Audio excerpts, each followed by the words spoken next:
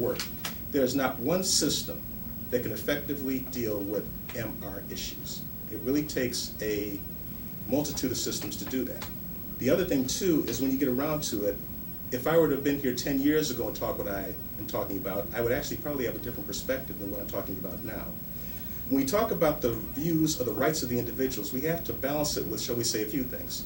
In a court system, we balance it with the rights of the community. We balance it with the legal issues that come up. And we also balance it with the rights of the individual. I think as we become more sophisticated in corrections, we've also been more sophisticated about the fact that we need to understand the individual dynamic within corrections.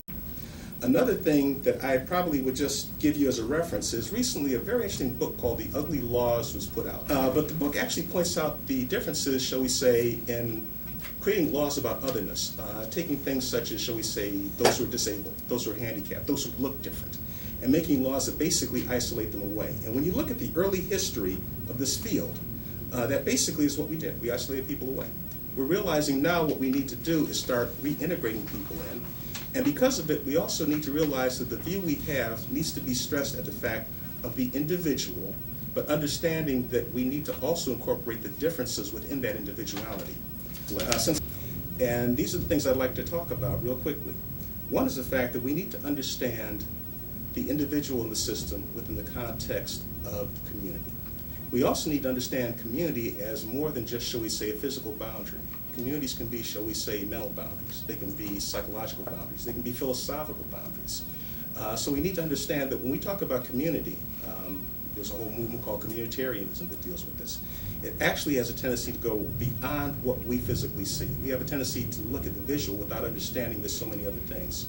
The other thing, too, is we also need to understand the community of people who are MR, because quite oftentimes they have a tendency to know all the words and all the meanings within their sphere of reference. But they also have a tendency not to necessarily understand things more so than just their isolation. For example, just to give you one sad statistic, some years ago, people were asked who were MR if they could be arrested just for being mentally retarded.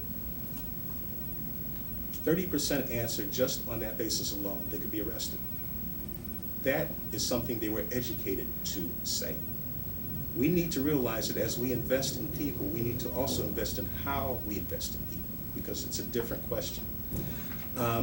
We also need to realize that when we talk about responsibility to the community, there's responsibility to educate the community. We have a tendency to have responsibility sometimes as hiding in the community, more so than, shall we say, engaging the community. We need to also realize that as we look at our responsibilities, and my responsibilities, shall we say, as the chief of the probation department, that one of the most important things in relation to, shall we say, working with crime and working with, shall we say, recidivism, is that quite oftentimes when you engage people at a level of being a human being, when you engage them at a level of being citizens and they also are accepting of that, quite oftentimes some other behaviors click in with that.